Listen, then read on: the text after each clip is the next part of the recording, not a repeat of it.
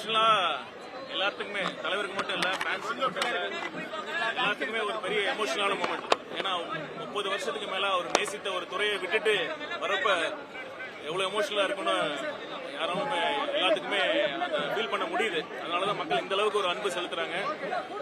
Plus பாத்தீங்கன்னா ஒரு வேலையை தலைவரை பொறுத்த வரைக்கும் எந்த வேலை எடுத்தாலும் அது டெடிகேட்டடா சின்சியரா செய்யணும்.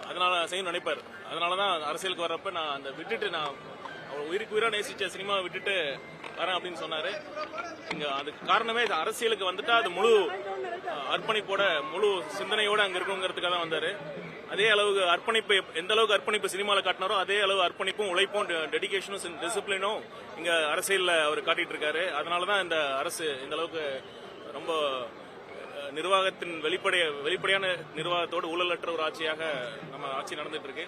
சினிமாவை பொறுத்த வரைக்கும் அவர் பாத்தீங்கன்னா இதுக்கு இன்னொரு விஷயம் ஸ்பெஷல் என்னன்னா, நான் ஒரு சீன்ல நடிச்சிருக்கேன். அதனால இந்த வாய்ப்பு கொடுத்த தலைவருக்கு நேரத்தில் ரொம்ப மனமார்ந்த நன்றியை தெரிவிச்சுக்கிறேன். இந்த படம் லீக் ஆன பிறகும் இவ்வளவு கூட்டம் வந்திருக்குன்னா, இவ்வளவு கூட்டம், அதுதான் உண்மையான அன்பு. இது தலைவர் மேல வச்சிருக்க உண்மையான அன்பு இதுதான். படம் ஏற்கனவே பார்த்திருந்தாலும் அந்த மக்கள் ஒரு வெள்ளித்திரையில பாக்குறதா ஒரு உண்மையான மகிழ்ச்சி.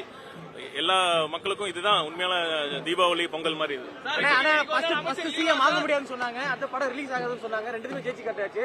அடுத்த டிவிக்கோட வெற்றி என்னன்னா, அதனால மக்கள் மனசுல நீங்காம ஒரு இடத்த நம்ம கொடுத்திருக்காங்க. அந்த இடத்த தக்க வைக்கணும். அது மக்கள் மனசுல இருக்கிறதுல மிகப்பெரிய இடம். அதுதான் எங்களுடைய திட்டமா இருக்கு.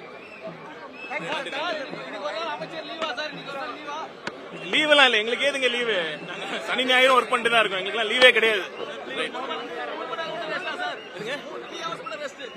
இது ஆக்சுவலா ஒரு நிகழ்ச்சிக்கு போறேன். ஒரு 1/2 hour மட்டும் பார்த்துட்டு திருப்பி போகணும். நான்